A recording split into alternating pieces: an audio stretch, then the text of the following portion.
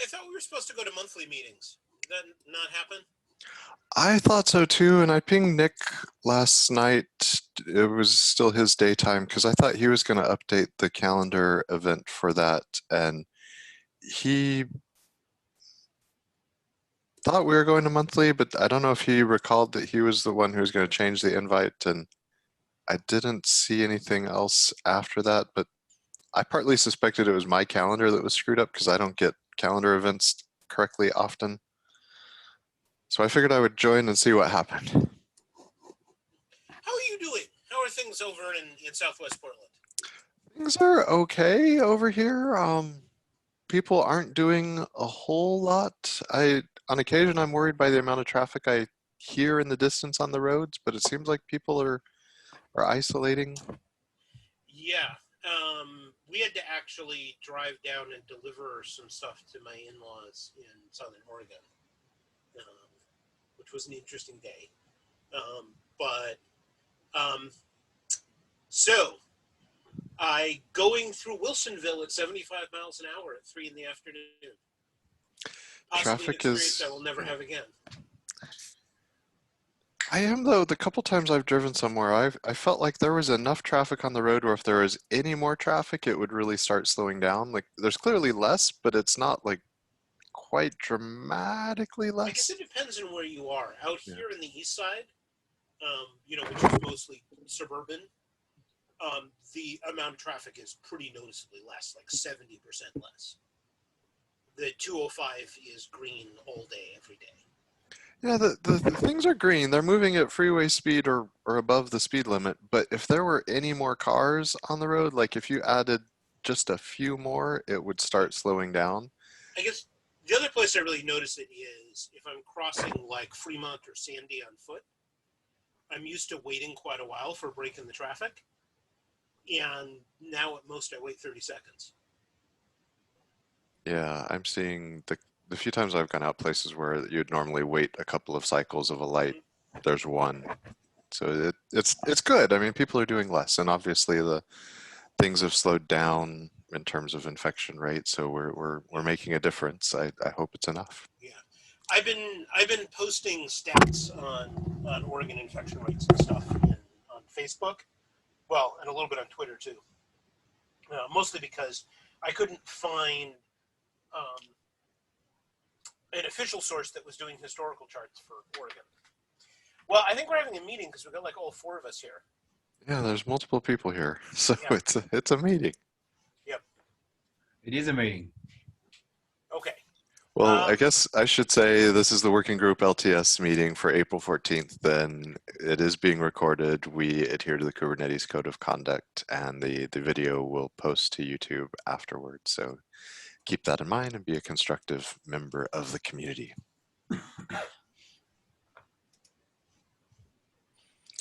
Agenda-wise, I was thinking we weren't having a meeting, so I hadn't really thought about it. But had you checked the calendar, Nick, or had you changed things on the calendar?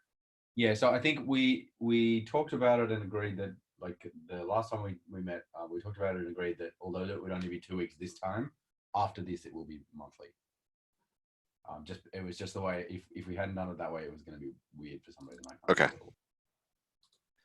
And did you send out deletes or cancels on the other ones? I think so. I hit delete in Google Calendar, and it did not ask me whether or not I wanted to send out updates, or if it did, I definitely said yes. So there's one today, definitely, and then 2 weeks time there is not one.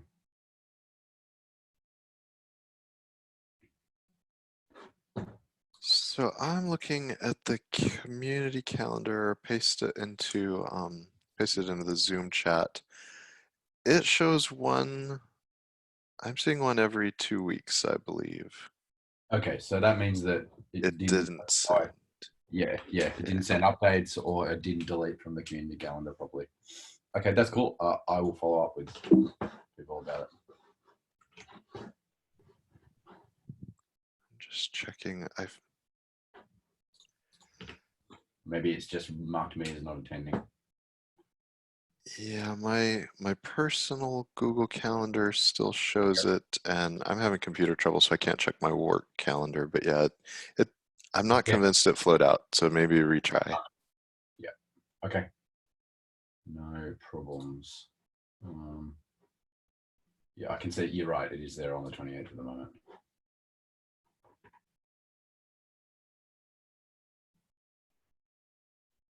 So the other thing that we talked about a couple weeks ago, Josh, you were going to try and chat with Signode. Yes, I went to the Signode meeting, and they didn't really think that the version skew testing for kubelet was going to be a serious problem. They thought that just adding additional instances, additional configurations of the existing test jobs was good enough. So there was supposed to be a comment on the. She was supposed to make a comment on the PR to that regard. Let's see.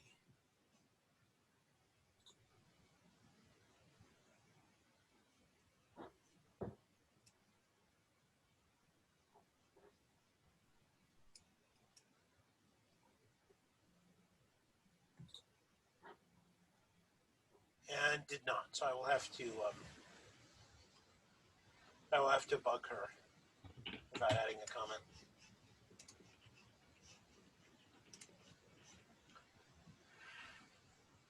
Okay. So yeah, so that means effectively we're a thumbs up from both SIG testing and Signode.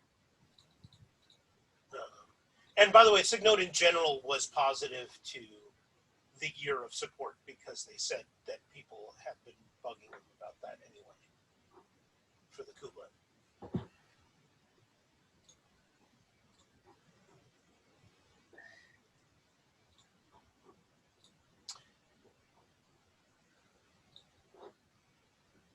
Okay, one other thing I wanted to bring up since we have Lubomir on the call. Someone, originally Lubomir, I don't know if someone else took this over, was going to do the little comparison of additional release option versus making the releases 4 months. Has that been added at all? I think that was me and or Nick. Yeah, I think that was me. Yes, it was me. I'm sorry, I have not done that. And this has not been on my radar just lately either. Yeah. Though I did, since we have Lumire, wanted to chat. Lumire's had some discussions with Sid Arch, and things have been back and forth between cluster lifecycle and release, also around kubeadm splitting out of tree, and that I feel like that kind of discussion, the whole splitting the monolith, being able to run at different release cadences, relates to this broader discussion of how we support what for how long. And I know Lumire's had a lot of thoughts on this, and the discussion in SIG architecture. Last week's meeting, the right people weren't there, and 2 weeks prior, I wasn't there to hear about it. But I don't know, Lumire, has any more discussion happened behind the scenes since the meeting a couple weeks ago? Hi. No, there were no additional discussion on this topic.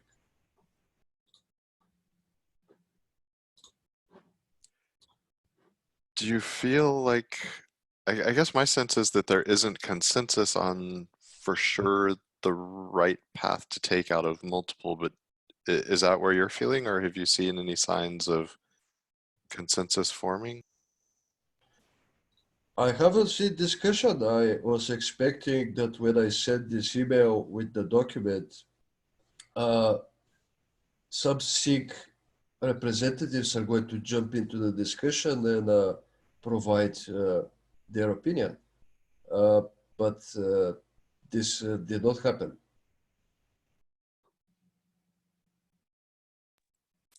I can throw some thoughts in the discussion from a release perspective. I feel like right now we're all sort of kind of pointing like that way.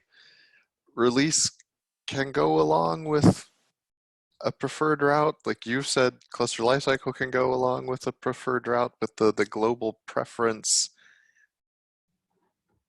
we don't have a decision process for that, I guess. And the KEPs, getting a KEP to an implementable state doesn't necessarily prescribe the exact route of the implementation. And I feel like we're grasping at that, which of multiple we should do. The opinionated choice isn't owned by some particular entity, clearly. Yeah, I think we should have more discussion with the other SIGs as well, but also with SIG release, I guess. It should be my point is that this should not be a Zoom discussion because they turn into bike shedding.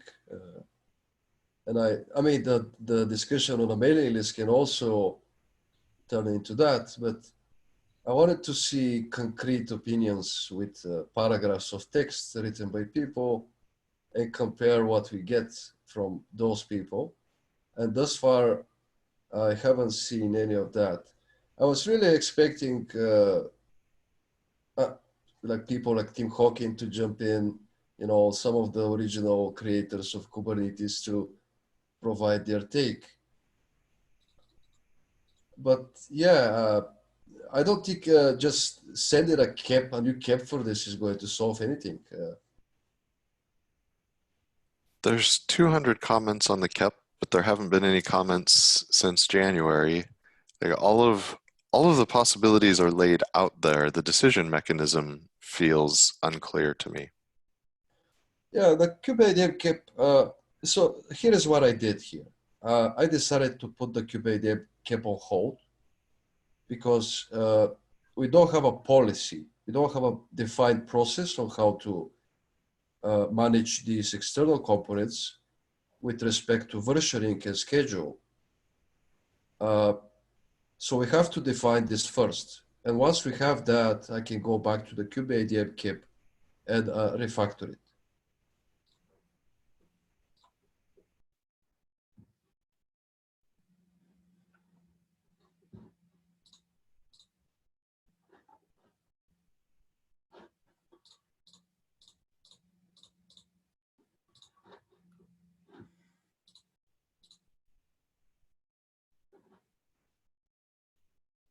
And I also wanted to, on this particular topic, I wanted to say what Tim St. Clair and Justin Santa Barbara think about extracting kubeadm. And they said, we don't want kubeadm to be the first component to extract. I'm also supportive of that. Their argument here is that when you don't have a process definition, you don't want to be the guinea pig. And if another component is extracted with a clear, decisive process, we can follow that process, but they're basically saying that they don't want kubeadm to be the component that has to define this process. And I agree with them. I can see an argument for kubelet, for example, or kubectl being ones that are easier to manage. They interact with less componentry. Yeah, their Tim and Justin in particular are very confused how kubectl is going to be decoupled from both the versioning and release cycle.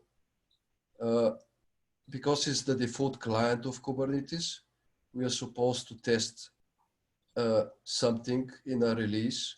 We have to have a default client.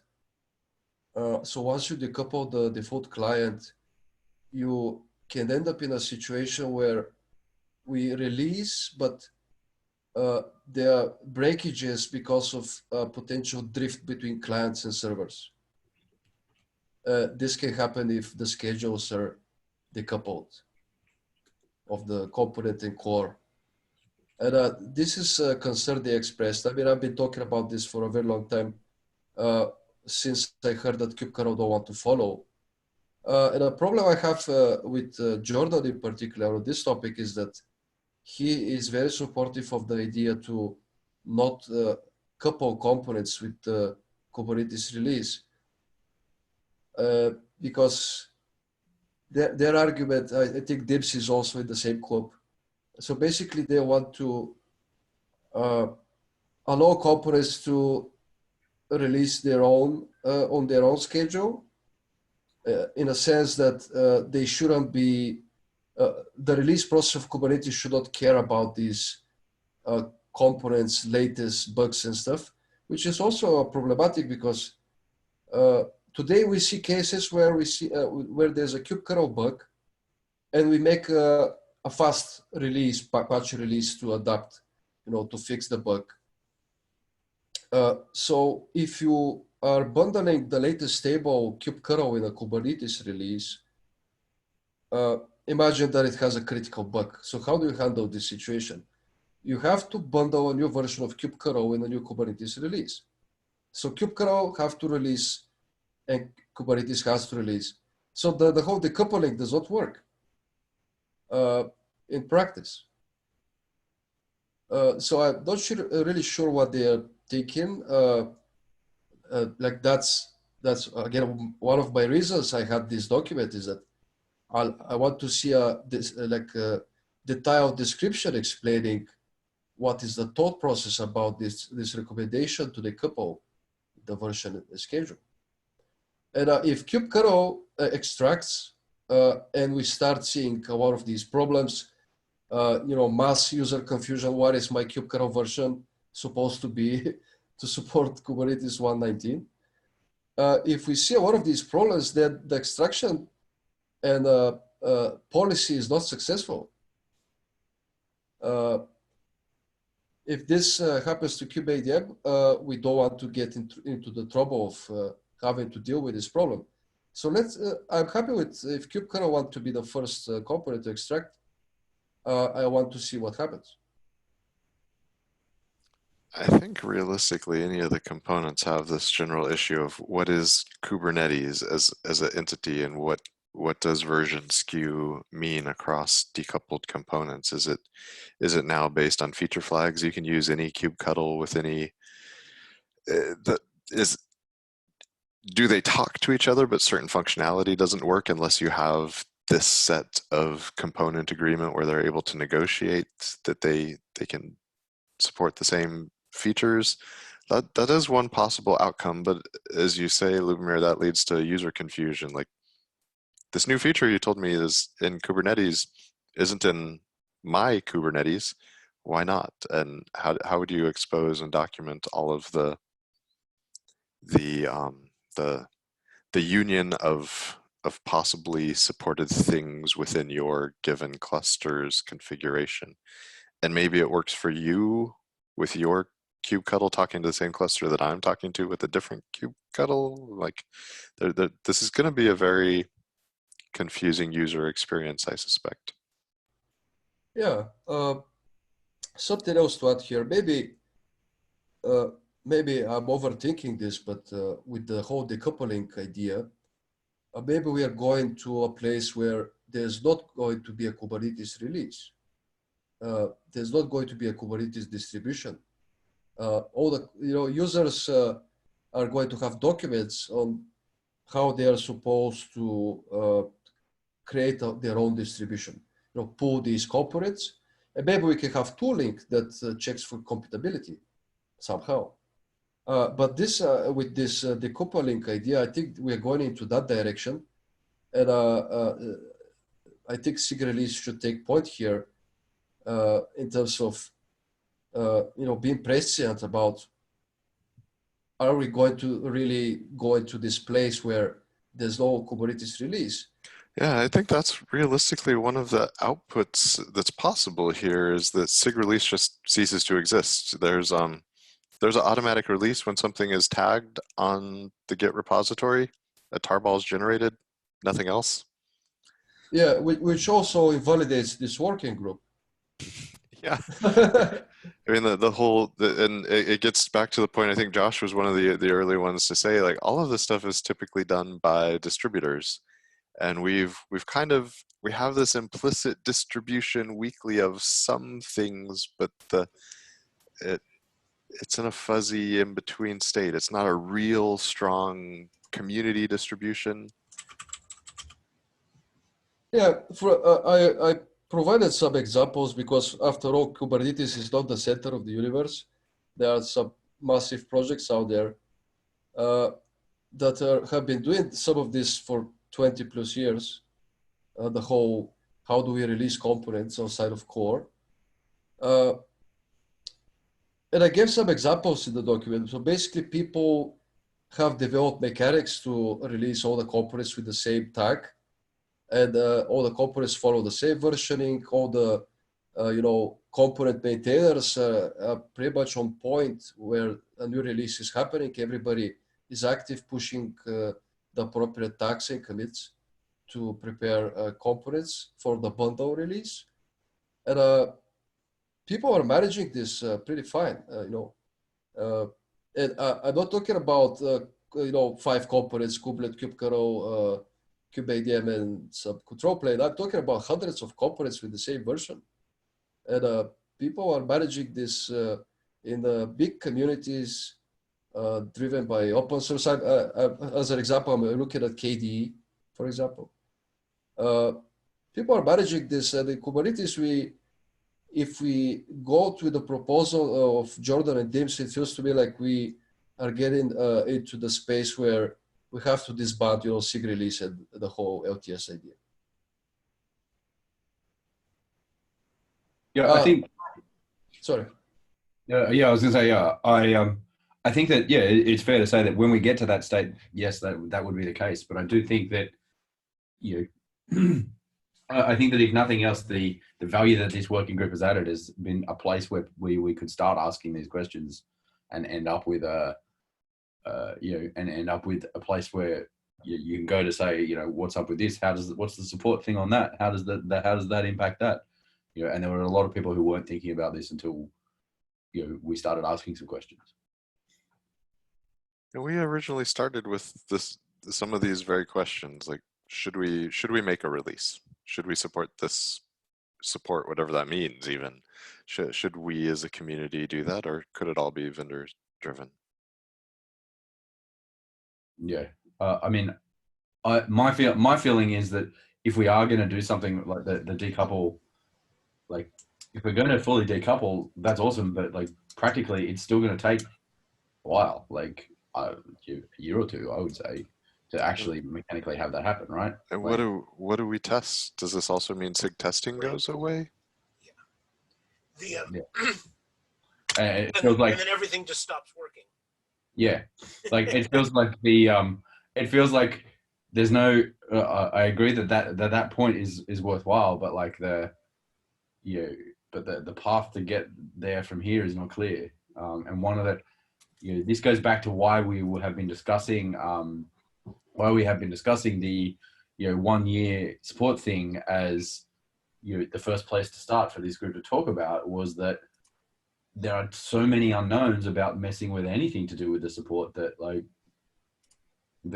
no matter what you do, there's going to be a whole bunch of discovery and a whole bunch of stuff. And if the decoupling work is happening anyway, then yeah, that's great. But like I said, like what do we do in the meantime? Like the 9-month thing is not working for a lot of people, right? Like, I think that the one thing that we know from the survey that we did do is that, yeah, the 9-month thing is not working. A lot of people don't like it, and you talk to people and the current release schedule doesn't work for anybody really. And so like, we should try and change something. And that was the whole point of this, was to be like, well, let's make it a year so that you get the tie-in with the let's make the supported thing a year, which is, I don't think anyone is really arguing is long-term support. A year is not long-term support, right? Like a year is not LTS as what anyone ever means. This was just a year is something that is possibly achievable in a reasonable time frame. And possibly achievable, we knew was always a stretch, and the effort has borne that out, right? Like that even getting people to agree that maybe extending the support period by 3 months is a good idea has taken longer than like 6 to 12 months. Like, so It's this minimal thing that seemed achievable that then everybody was like, well, that doesn't do anything, yet it's so controversial that we can't do it. exactly, yeah. And so what that says to me is that I have zero confidence that the community as a whole will be able to agree on exactly how to do the decoupling conversation when we can't even agree on whether or not we should extend the support window by 3 months. Like, so yeah, that is my concern. Actually, I would say, do we actually have parts of the SIGs, parts of the contributor community who are opposed to extending the patch period? Yeah, I mean, I think everybody has been I think the thing that's the fairest to say about the feedback we've had is that everybody has sort of said, seems okay to me, but you should talk to them. Pretty much, like there's like a big circle of everyone being like, yeah, hey, you should talk to those people next door. Yeah, so there's been Maybe also with an implicit, like, you shouldn't be talking to me because I'm not the one who's going to have the problem. It's them. There's no way they can do it. But then, yeah, like, as we talk to them, they're like, yeah, I mean, we could do this, but there's no way they can do it. And yeah. it's not quite one-to-one circular, but there's sort of a bigger circle of consistent disbelief at the possibility of this. Yes, I think that's where it has sort of felt to me like if we want the support period proposal to go ahead, like it's going to need. I'm increasingly feeling like we will need, some top-down push to be like, we're going to do this, and yeah, you guys, everyone needs to get on board now, please. I don't know. I mean, because I feel like, physically, the only people whose active buy-in we need is release engineering. True. Like, as in, they can generate release engineering and test infra. Those are the two groups whose actual physical buy-in we need, right? Yeah. They can extend the testing period and they can push out the patches. Yeah. So that presumes the patches exist, though. Like, as we bump true, into right? things with the cluster directory, for Yeah, example, like we can't just say we support that if there isn't somebody behind that support technically, and that Right. goes for every technical function. You have to have maintainers willing to maintain code on trailing branches. Yeah, But I mean, yeah, I think I don't think we need like the steering committee or anybody to step in, because I think if we just keep doing what we're doing, which is getting the various SIGs to sign off on this, then when we've got, most of the SIGs signed off on this, or at least most of the SIGs that are going to be strongly affected signed off on this, then we just declare it a thing.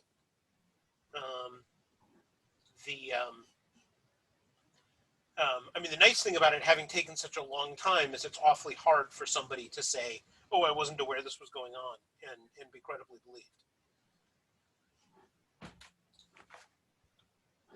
yeah. Yeah, I mean, I think once we've hit, so my feeling is once we've hit the most obviously affected SIGs, then I do feel like it would be important to get, some SIG Arch people or something like that, maybe to sort of be like, look, if no other SIGs have a problem, then we're okay with it, or something like that. Like, then we can be like, well, we've got no objections left. Like, and then we start saying we are now in speak now or forever hold your peace time. We're going to agree on this unless someone has a really good argument not to. Well, and maybe since we've talked to folks, we could just summarize that on the KEP. We have no objections. Generally, everybody that we reached out to in terms of SIG leadership was supportive of moving forward. This is now implementable, ready to merge. Could we say that today at this point? It's factually correct. Right. What's you guys going to say? Are there any important SIGs that we have not talked to? So you've talked to SIG Node, Josh. SIG Node and SIG testing. Yep. Tim, did you talk to SIG release? Talked to SIG release, yeah. SIG release was okay. Didn't circle back and re-talk to SIG cluster lifecycle just in the last few months, but we have a SIG cluster lifecycle co-chair on the line right now. Yeah. Yeah, I think we should talk to scheduling and COI. I mean, everybody's a stakeholder in this. Yeah. Sequence life cycle, Tim Sinclair asked whether we should do the alternative, which is 3 releases of 4 months. I mean, I think that's an implementation detail, to be honest. I'm happy to scrub through the cap and check that it. I mean, it says everywhere. It says we are moving to a year of support, not we are moving to 4 releases of support. So the decision about whether or not we do, 3 releases a year or 4 releases a year is actually orthogonal to this cap, because this cap is let's do a year of support. What if the different 6 have, have preferences?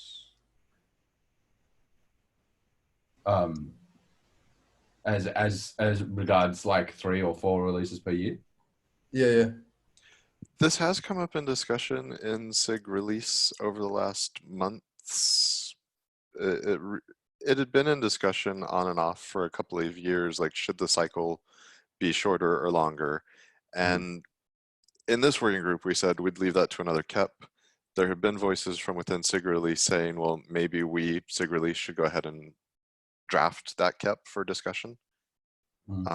Even just a week and a half ago, there is a fair amount of discussion because of right now the 119 cycle is starting up. We have some world events that have other things on people's minds, drawing resources away from this community's output. And maybe it would be easier if instead of trying to get a next release done before June, we did it by the end of July and went ahead and elongated to 4 months. And we discussed, and I chatted with a few people, and folks felt like it was up to SIG release to make that call, but that it was probably not just a SIG release unilaterally doing it, like it should be a KEP. And at that point, it takes somebody who wants to go that direction posting it, drafting the KEP up. From my perspective, personally, I would like, Tim St. Clair also had another proposal that we shorten the cycle. He's played devil's advocate in multiple directions. I like the idea of a shorter release cadence. This is something also that Tim Hawken had wanted, but somehow there's kind of a major minor set of harmonics maybe within that. And I would potentially be willing to draft a KEP along those lines. It's maybe more in the direction of Tim St. Clair's a year and a half ago document that he wrote up. But just a simple shift to 4 month releases, I feel like that's a slippery slope in the wrong direction personally, where it encourages, because of the elongation, it encourages entities to try to get things in that aren't ready. Because if you're going to base something off of this trimester's release, you need stuff to be in, but maybe it's really only at an alpha or something state, but you want to get it promoted sooner because you want a product or a service to base on it, and it snowballs forward then. And we've seen this this is the classic downside of the long-term support. People know that that longer support term is coming. The next one is about to start, so they push to get a bunch of extra stuff in, and that invariably decreases quality for a while, and it takes longer to stabilize the thing into a supportable state. And it's a vicious cycle that I've seen multiple times in the past, and I would prefer a shorter cycle for that reason, where we're focusing on what is done, what is truly done testable. Okay, so I think in regard to the current KEP though,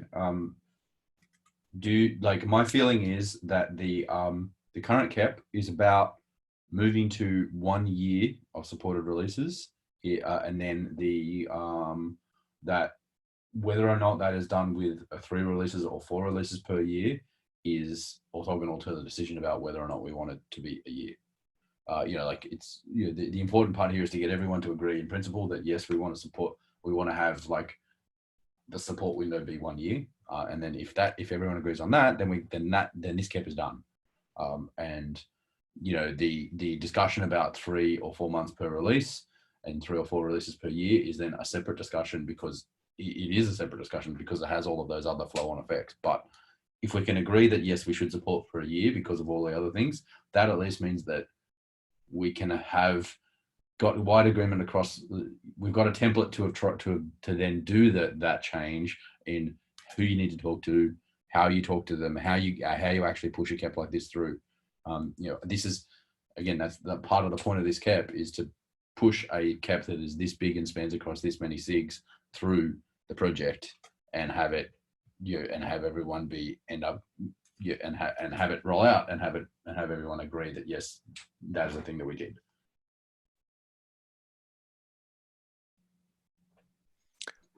So what do you all think? Should we go ahead and should we just try and move things forward? We've had so much conversation back and forth on the different things. Should we just state on the cap that we believe it's ready based on stakeholder input? There were no objections to the viability of it, that we believe it's implementable at this point? I mean, I think the strong caveat that we need to do is to make sure that the wording says that this is a 1 year and that and have something in there saying we acknowledge that there's discussion about whether or not how many releases there are per year and how often those releases are.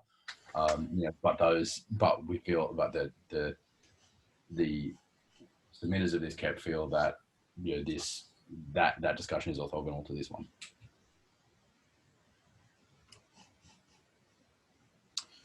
I mean, this working group can also set a deadline for merging the clip in implementable state. From what I've seen, lazy consensus seems to scare people. So if you state that the cap is going to merge your lazy consensus, it's going to bring all the foxes out of their holes. Yes. So that's a possibility to move forward. I mean, having the announcement in front of different SIGs, here is the link for the cap. Just have a look, and that's sufficient from my understanding. If people forget or don't have the time to review, we can just continue with merging.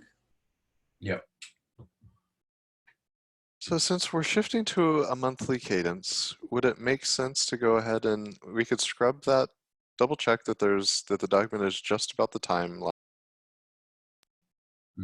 and then post it to KDev and say we're looking for lazy consensus by this deadline, and state maybe a week before the next meeting so that based on whatever feedback we get in that discussion, we can then at our next meeting close the loop.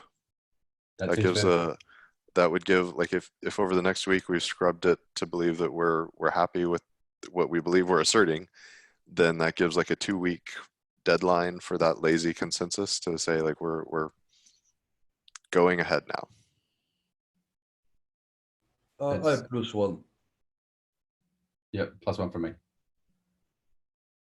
Yep, okay.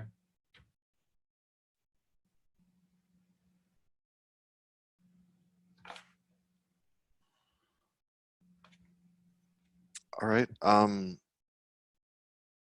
I'll follow up on Slack if anybody would like to give a read over on the KEP to validate that, please do and comment. I will also, and I will aim by next week to have double checked with folks and go ahead and post that message on KDev, and we'll see what happens. So you'll do the KDev thing. I will also do a thing. A scrub over the document. I'm the owner of the KEP, so I will. If you do have any changes, tell me, and we can get them made one way or another. So I will Sounds like a plan. Cool. And then and Tim, once we're good with that, then you can do the email to KDev, and given the accidental panic that I caused in SIG release when I initially targeted 118, before I make any changes, I will. So I guess the other thing that's relevant there is that it's currently targeted for 119. So the other thing, and so enhancements freeze is May 4th, so that lines up. that does line up, yes. our next meeting, since I actually did manage to push the right buttons on the calendar. Let's see. So actually, our next meeting is May 13th. Sorry, May 12th. That lines up reasonably. Yeah.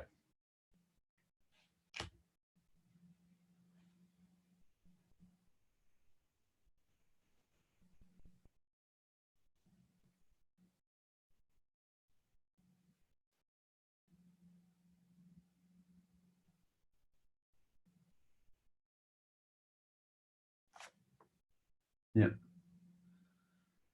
Well, anything else folks want to talk about today? That's enough. That's it for me.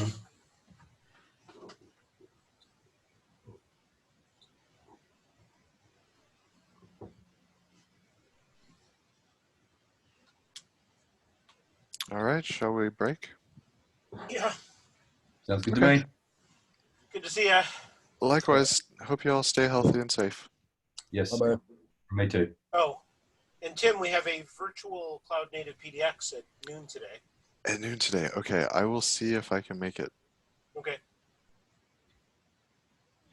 Somehow it's not on my calendar, but thank you for the reminder. Oh, actually, sorry. Before we do go, Tim, could you check that that I have updated the calendar correctly and that the next meeting is on May the 13th? I think I have. Okay. But I will check. I saw all of the invite updates coming in. I ended up having to change it a couple of times because calendaring is surprisingly difficult. It is indeed. Welcome to GCal. Yeah. Okay, so I see just May 12th in the future. And well, Good. and then also June 9th. So it looks right from my side. Good. Excellent. Thank you. Yay. Yay. Bye. Bye.